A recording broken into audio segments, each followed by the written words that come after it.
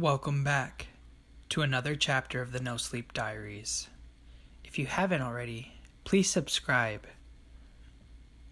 Today we're reading part 2 of the Fever Cabin series. If you haven't checked out part 1 yet, the link will be at the top of the screen. Let's begin. I sprinted up the rickety cabin stairs and barged into the bedroom, frantically searching for my wife. To my deep dismay, she was no longer dozing peacefully in bed. The uniformed man claiming to be Officer Harry Bullock stood at the window, peering out into the woods. "Camilla!" I cried out, my voice bouncing off the wooden walls of the otherwise silent cabin. "She's not here," the fake officer said, turning to face me. He had not changed his clothes since the previous evening, and still wore the aviator sunglasses and police cap that obscured so much of his face. "Where is she?" I roared to the man. She was just here half an hour ago. What did you do to her?" Was it really half an hour, Paul? That crooked leer again. That would be understandable, wouldn't it?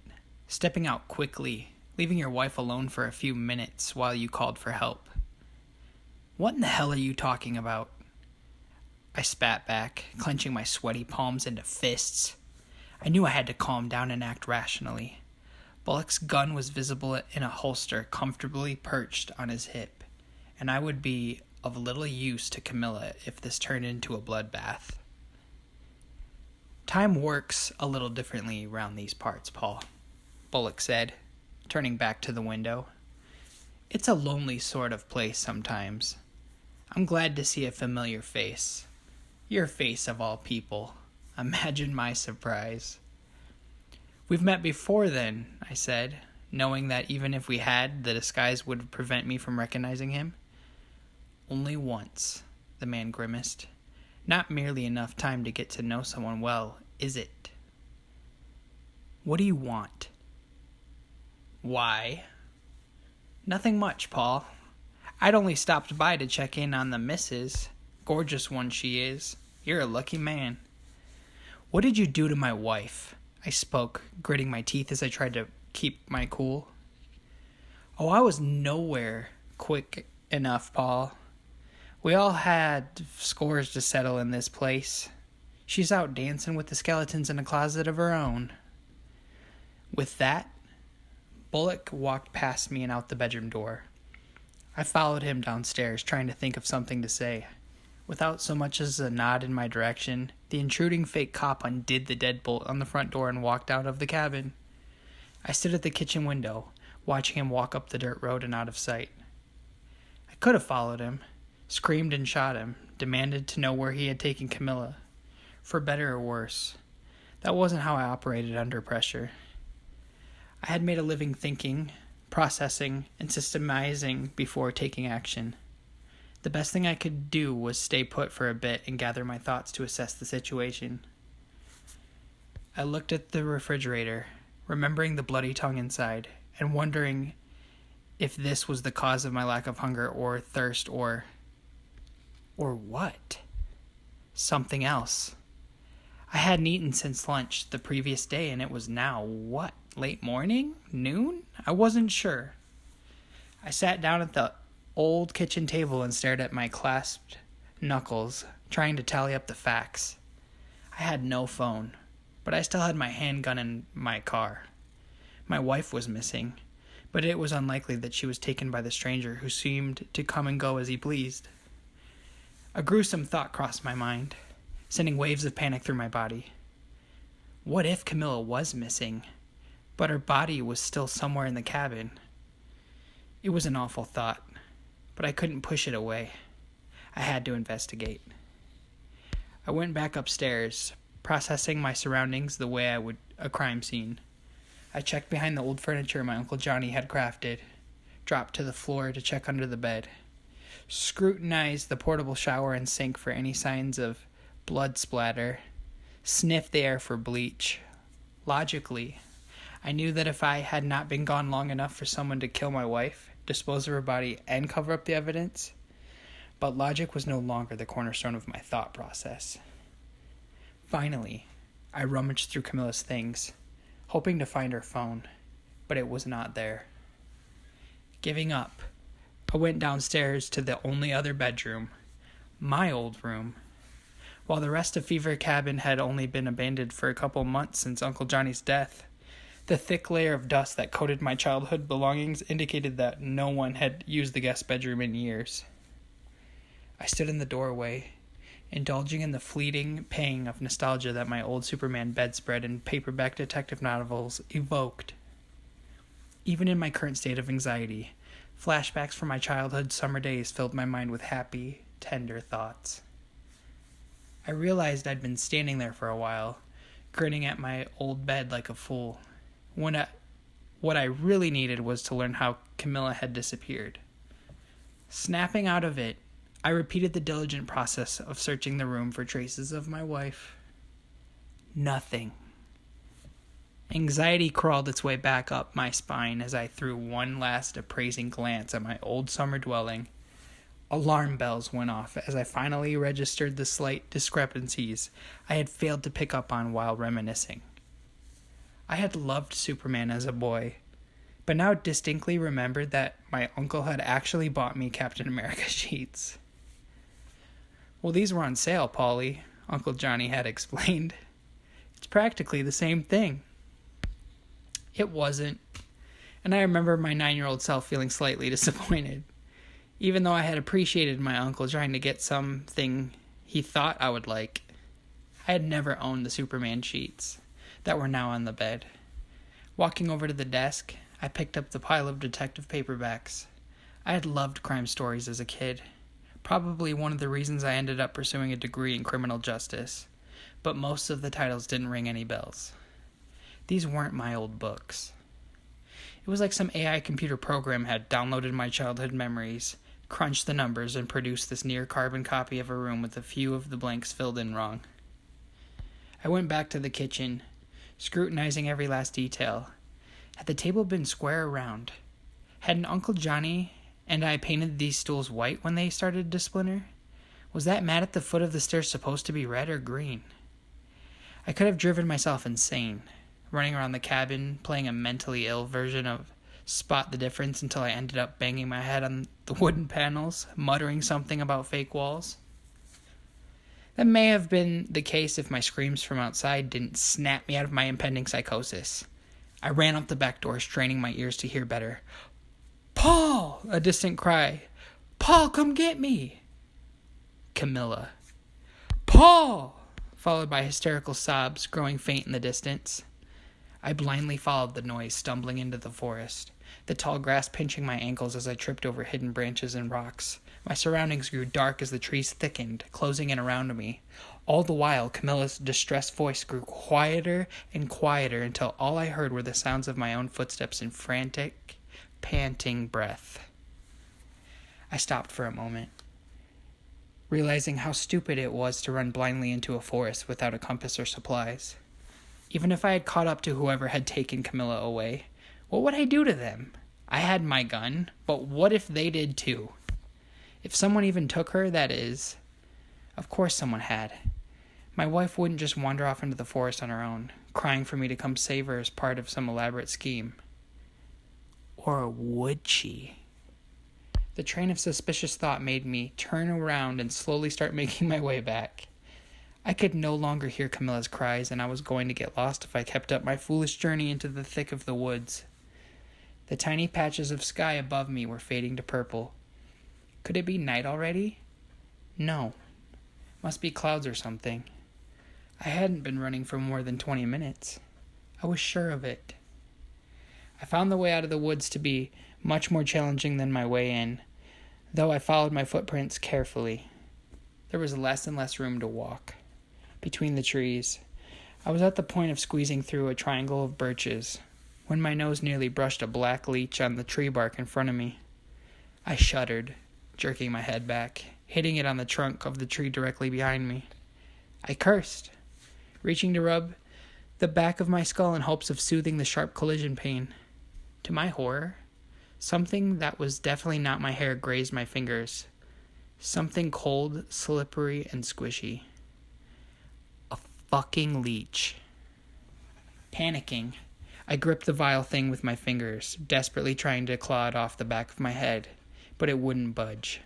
I hopped around in a manner befitting a tribal dancer, wincing and moaning as hysteria rose in my throat. The parasite wouldn't dislodge its tiny teeth, and the spot where it had latched on was beginning to ache. In the end, I resolved to just get out of the damn forest and deal with the creature back at the cabin where I could light a match and set fire to the thirsty sucker's head. When I snapped out of my anxious leech haze, I realized that the woods had grown significantly darker. If I didn't get out of there soon, I'd be stuck outside in the merciless pitch black of night. I squinted at the ground, hoping to retrace my footsteps. What I saw made my heart turn to stone before dropping to the bottom of my already churning stomach. Thousands of small black shapes were slowly making their way toward my feet. Fat, slithering, hungry mouths ravenously seeking out a patch of free skin to latch onto. The closest leeches were already at my boots. I staggered back, the ground beneath me no longer a crunchy patch of grass but a nauseating cacophony of squish. Then it started raining leeches. The slimy bodies hailed down on me from the branches above, latching onto my head, face, and neck. At the same time, the forest floor swirled in black as the tiny predators came from my shoes and legs. I reached for the weapon as my last-ditch effort, hoping the noise of gunfire might scare the army away, but had barely managed to pull back the slider when a particularly thick leech bit down on me between my fingers, causing me to drop my semi-automatic. The swarm of leeches had me covered head to toe, and I was entirely powerless to stop them. The ones on my head busied themselves with sucking on my closed eyelids, crawling inside my ears, up my nose, and filling my screaming mouth. I let out muffled cries, flailing around blindly, trying to rid my throat and eyes of their sharp, jelly-like bodies. It was getting harder to breathe. My mind flashed back to all the times I sat at my desk poring over strangulation cases in a calm, orderly fashion.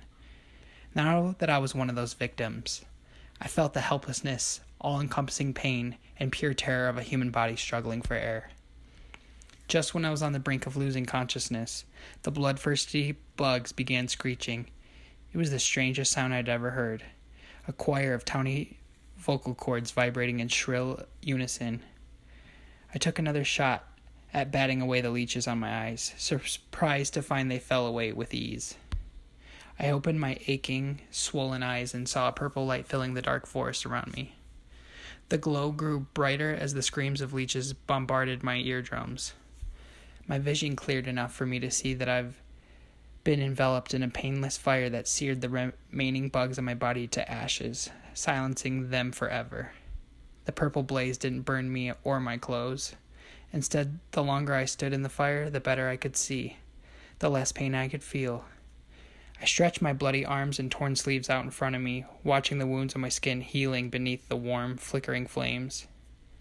Once the lacerations had scabbed over, the flames dimmed it to a soft purple glow that radiated from my skin and illuminated the woods around me. "Polly, what did I tell you about wandering into the woods on your own, boy?" I would recognize that voice anywhere, but it couldn't actually be. Could it? Uncle Johnny? I uttered, my voice bewildered but also hopeful, childlike. There he was, casually leaning against a nearby trunk tree.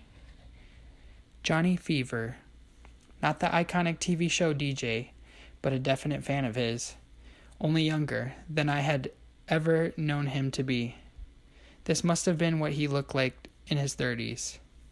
This younger version of the uncle I had known wore a red plaid shirt, a pair of Levi's, and a polished set of brown cowboy boots. He was lean and muscular, with a sharp face, clean shave, and a mischievous glint in his eye. I could finally see the family resemblance my aunts had always fussed over. Uncle Johnny and I looked like we could be brothers. "Polly, don't expect me to come bailing your behind every time you get into trouble," he chuckled, spitting chewed tobacco on the forest floor. couldn't believe what I was seeing. Am I dreaming? I asked. I wish you were, Sonny. I wish you were. What is this place? And you, I hesitated. You are dead. Some sort of dead, buddy, he grinned. Polly, look, I'd love to stay and chat and all, but it's not easy for us to just show up for the living like this. I always had a soft spot for you, kid, so I couldn't let you perish without a chance to fight, you know? But I can't stay much longer. Uncle Johnny stood up straight and turned his back to me. I'll show you the way out of the woods, but you're on your own after that, champ. Ask me what you need to know while we walk, and I'll do my best to help you understand. Wait, I exclaimed, searching the tall grass for my issued weapon. I need to find my gun. It's not here anymore. Whichever bastard you pissed off made sure of that, my uncle said, already walking away from me. With the purple glow lighting our path, my uncle and I started making our way out of this murderous woods. We walked in a silence for a while as I gathered my thoughts into semi-coherent questions. What is this place? I finally asked. Polly, I can't pretend to know. Something like that. Johnny sighed, but if I had to guess, it's a place where the walls between the world of the living and the world of the dead are paper thin. And the cabin? I had to know. It's not really ours, is it? Is that what you see? Uncle Johnny turned to me, smiling ear to ear. Whenever a mortal stumbles into a place like this, they have some sort of anchor, a safe spot that keeps them rooted to the world of the living. The closer you are to that anchor, Polly, the less power they have against you. What do you mean? I asked as the trees started to clear and I caught a glimpse of the cabin in the distance. Spirits, Polly. Restless, cruel, vile souls. And you've gathered a whole lot of them, haven't you? I can't pretend to know everything, but I sense you'll do anything to get you back inside these woods just to tear you limb from limb. They have Camilla. I felt my stomach knot up. If the cabin is a safe spot, how did they take her from there? The cabin is your safe spot, Polly, Uncle Johnny replied. She has to find her own anchor to the living world, if she has one. You have to understand something.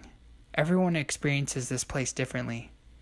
This isn't the gate to heaven or hell, but it's a path somewhere in between. Mortals are not usually welcome, but sometimes they're not given much choice. We were out of the woods now. I continued walking, but my Uncle Johnny didn't follow. When I turned to ask him if this was as far as he could go, he was already gone. I still had so many questions. I walked back to the cabin, mulling over the events of the day. The fake officer, Camilla's disappearance, the leeches, Uncle Johnny. Oh, and let's not forget the damn tongue in the fridge. If logic was to help me navigate my way out of this place, it would have to be a different kind of logic that accepted the impossible as reality. The first thing that I did when I got to my cabin was march upstairs and find my laptop. I was afraid it had stopped working like my phone had, but it seemed to be functional. Perhaps trying to connect to the outside world was what had fried my phone in the morning, so I quickly ejected my 4G modem from the laptop. I might need it more later on. I brought up my work files and located the folder for a machete killer I had profiled when working with Chief Earl Crawford's local police department. How could I have not placed it together sooner? Women had started disappearing from their tents at campsites not far from these very woods. The victims all fit a certain type. Petite, light-haired women with blue eyes. Just like Camilla, I thought, feeling my insides churn. Their bodies would show up weeks later after the disappearances. The killer would stage the bodies near campsites, using handcuffs to hang the victims from trees. The corpses were already found to be long dead and heavily mutilated. My team had come up with a profile that helped law enforcement bring 3 men in for questioning. Chief Crawford had called in a personal favor, asking me to interview all 3 men to see who best fit the profile. It had taken me approximately half an hour to say, with almost complete certainty that Henry Briarwood fit the profile to a T. A 47-year-old delivery man who lived with an overbearing mother, who had 2 prior charges for impersonating a police officer and attempted rape. Henry Briarwood, who had been lurking around the crime scene campsites. Henry Briarwood, who had hung himself in prison the day after the jury ruled him guilty on 5 counts of murder and sentenced him to a life in prison. I now knew, without a shadow of a doubt, the true identity of the mysterious officer, Harry Bullock. If you enjoyed this story, please subscribe and leave a like. Part 3 will be coming out tomorrow, or it may already be out. Until next time.